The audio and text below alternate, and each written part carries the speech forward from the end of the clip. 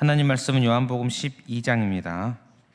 12장 1절부터 11절까지 말씀입니다.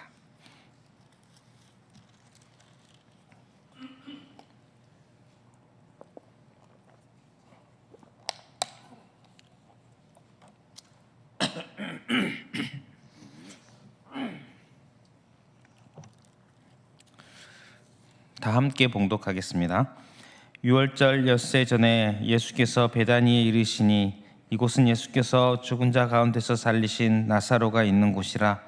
거기서 예수를 위하여 잔치할세 마르다는 일을 하고 나사로는 예수와 함께 앉은 자 중에 있더라. 마리아는 지극히 비싼 향유 곧 순전한 나드 한 근을 가져다가 예수의 발에 붓고 자기 머리털로 그의 발을 닦으니 향유 냄새가 집에 가득하더라.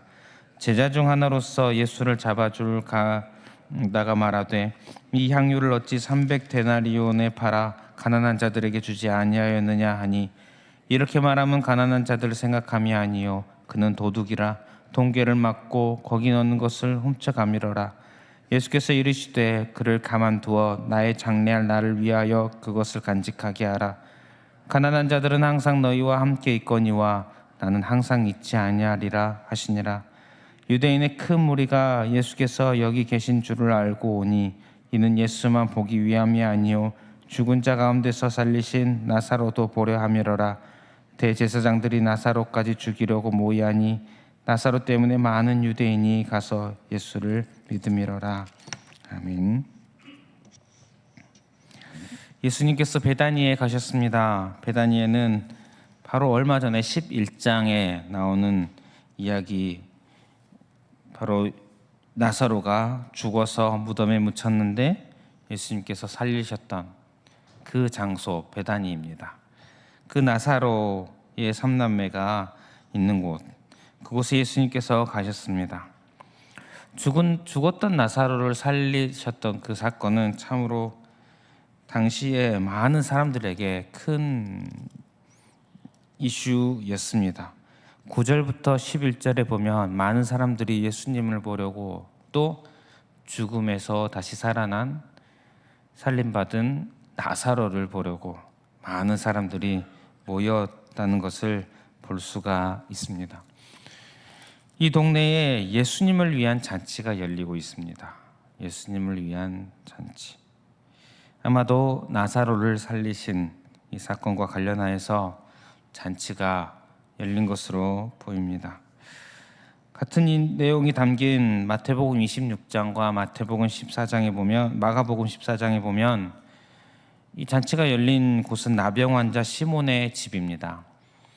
이 사람에 대한 기록이 성경에 거의 없기는 한데 아마도 이 사람도 나병 환자였다가 예수님에 의해서 고침을 받은 자인 것으로 보입니다. 그 집에 많은 사람들이 모였고 예수님을 위한 잔치가 열렸고, 거기에 핵심적인 사람 중에 나사로도 함께 있음을 보게 됩니다. 이 잔치 자리에서 사람들의 주목을 크게 끄는 그런 모습이 있습니다.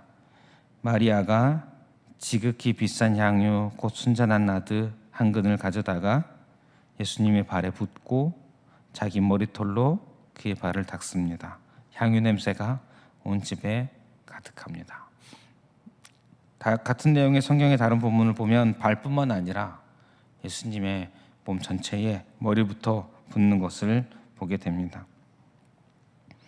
당시 잔치나 식사의 자리에서 손님에게 향기로운 기름을 붓는 것은 흔한 문화였습니다만, 그런 문화 속에서도 충격적인 그런 장면이었던 것 같습니다. 너무나도 비싼 것이었기 때문으로 보입니다. 향유의 가치가 5절에 보니 300데나리온, 이것은 노동자 1년 정도의 임금입니다. 한 노동자의 연봉이라고 생각하시면 될 것 같습니다. 그 정도의 값어치를 하는 것을 한 번에 다 부어버렸습니다. 그래서 사람들이 화를 내며 마리아를 책망하죠. 특히 오늘 말씀에는 가룟 유다가 말을 하는 것을 볼 수가 있습니다. 같은 내용이 담긴 마태복음 26장에는 제자들이 화를 내며 책망합니다. 마가복음 14장에는 어떤 사람들이라고 표현이 되었습니다. 어떤 사람들이 화를 내면서 이 여인을 책망합니다. 그런데 예수님은 이렇게 말씀하십니다. 7절에 보면 예수께서 이르시되 그를 가만두어 나의 장례할 날을 위하여 그것을 간직하게 하라. 가난한 자들은 항상 너희와 함께 있거니와 나는 항상 있지 아니하리라. 이 여인의 행동이 예수님의 장례를 위한 것이라고 예수님께서 말씀해 주셨습니다. 예수님께서 지금은 함께 계시는데 곧 함께 계시지 아니하지요. 죽으실 것입니다. 지금 이 잔치의 자리인데 이 자리가 알고 보니 장례를 준비하는 그런 자리였던 것입니다. 이 이야기가 1절에 보면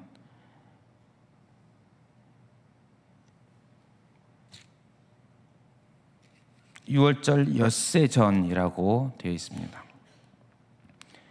예수님께서 십자가에 죽으시기 위해 예루살렘에 들어가기 바로 얼마 전입니다. 바로 전날입니다. 예수님께서는 이제 며칠 후면 십자가에 달려 죽으십니다.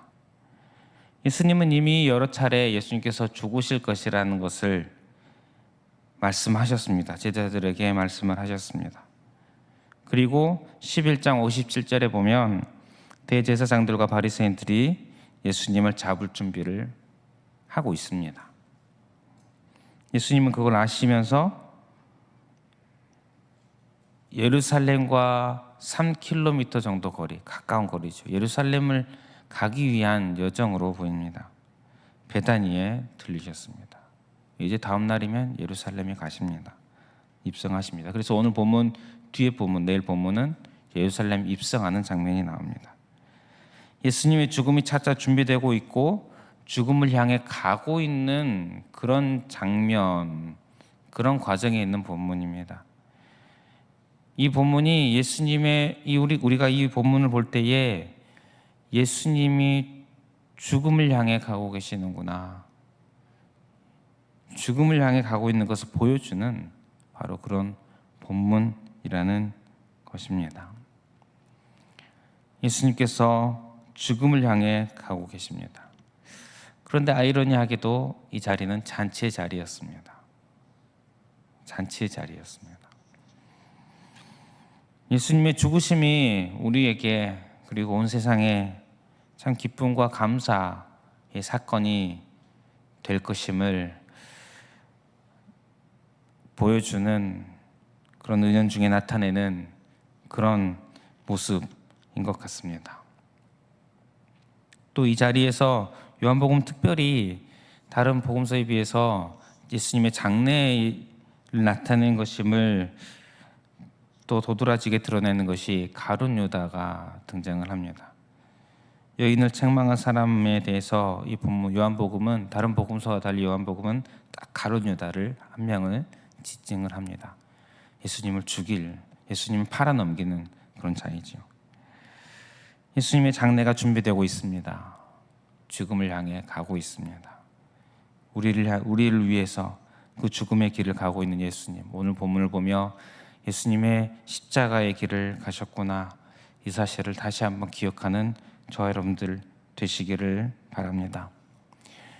또 오늘 본문을 보면서 우리가 살펴볼 수 있는 것이 사람들이 이 여인을 책망하였습니다. 오늘 본문에 값어치를 얘기하며 참 이 여인이 좋은 이것을 비싼 값에 팔아서 좋은 것에, 선한 일에 써도 되는 것을 낭비한 것으로 이야기를 합니다. 같은 내용이 담긴 마태복음 26장과 마가복음 14장에도 어찌하여 이것을 허비하느냐, 이렇게 표현을 합니다. 사람들이 보기에 과도하게 낭비하는 것으로 보이는 것이지요. 그런데 예수님께서는 나의 장례할 날을 위하여, 예수님을 위한 것을 얘기하고 있지 않습니까? 같은 내용이 담긴 마태복음 26장에는 그가 내게 좋은 일을 하였느니라. 예수님께 좋은 일을 하였다. 이 여인이 이 행위를 한 것은 예수님을 위하여입니다. 예수님을 사랑하기 때문이죠. 사랑의 마음입니다. 이 여인이 마리아가 예수님께서 죽으실 것이라는 그 이야기는 아마도 들었을 것 같습니다. 하지만 그것을 십자가의 죽음을 제대로 이해하고 그 죽음을 진짜로 믿고 이랬는지는 확실히는 모르겠습니다. 그것은 확실히 모르겠지만 분명한 것은 이 여인이 예수님을 위하여 예수님을 사랑하는 마음으로 이렇게 하였다는 것입니다. 예수님을 사랑하는 마음으로. 우리가 이 향유옥합 사건을 보면서 이 마리아, 이 여인을 바라볼 때에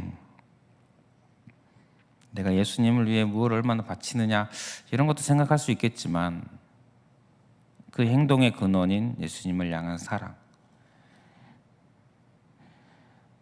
여러분 어떠하십니까? 예수님을 사랑하십니까? 나의 행하는 모든 것, 그 근원, 그 원천이 예수님을 향한 사랑에서 비롯되고 있으십니까?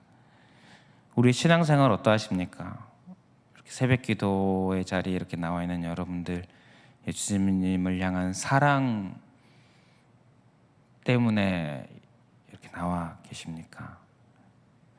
우리가 드리는 예배들, 또 교회에서 섬기는 각종 섬김들 어떠하십니까? 예수님을 사랑하는 행위이십니까? 우리가 신앙생활 하다 보면 열심히 하다 보면 착각할 때가 있습니다. 우리의 열심, 우리의 헌신과 사랑, 예수님을 향한 사랑을 동일한 단어로 착각할 때가 있습니다. 결코 동일하지 않습니다. 우리의 헌신, 우리의 열심은 예수님을 향한 사랑에서 나올 수도 있고 나를 향한, 나를 위한, 나를 사랑하면서 나올 수도 있습니다. 그래서 우리는 늘 점검해야 합니다. 나는 나를 사랑해서 이렇게 열심히 하느냐, 예수님을 사랑하기 때문에 이렇게 열심히 하고 있는가. 나의 신앙을 한번 점검해 보았으면 좋겠습니다. 또한 신앙뿐만 아니라 나의 일상의 삶을 살펴보았으면 좋겠습니다. 나의 일상의 삶들이 예수님을 사랑하면서 비롯되고 있으십니까? 예수님을 사랑하기 위한 삶, 또 예수님을 사랑하기 때문에 살아가는 나의 일상의 삶들이십니까? 혹시 그렇지 않다면 나의 신앙과 삶이 분리되고 있을 수 있습니다. 나의 신앙과 삶이 분리되는, 각각 따로 되는 것일 수 있습니다. 오늘 이 새벽에 나의 신앙과 나의 일상의 삶이 예수님을 사랑하면서 비롯되고 예수님을 더욱 사랑하기 위함인지 날 다시 돌아볼 수 있는 그런 이 새벽의 시간 되시기를 축복합니다. 말씀 마무리하겠습니다. 우리의 신앙생활, 또 우리 일생의 삶, 이 모든 것의 원천이 예수님을 향한 사랑이기를 축복합니다. 예수님을 향한 사랑이 나에게 오늘도 더욱 넘쳐나서 그 사랑으로 내가 오늘을 살아가는, 그리고 그런 삶을 통해 더욱더 예수님을 향한 사랑이 더욱더 커져가는 그런 은혜로운 그런 저와 여러분들의 삶이 되시기를 축복합니다. 우리 말씀 기억하면서 기도하실 때에 예수님을 향한 사랑이 우리 신앙생활과 일상의 삶의 원천이 되게 하여 주시옵소서, 이렇게 기도했으면 좋겠습니다. 이렇게 기도하시고 주어진 기도 제목들 가지고 기도하시고 개인의 기도 제목으로 기도하겠습니다.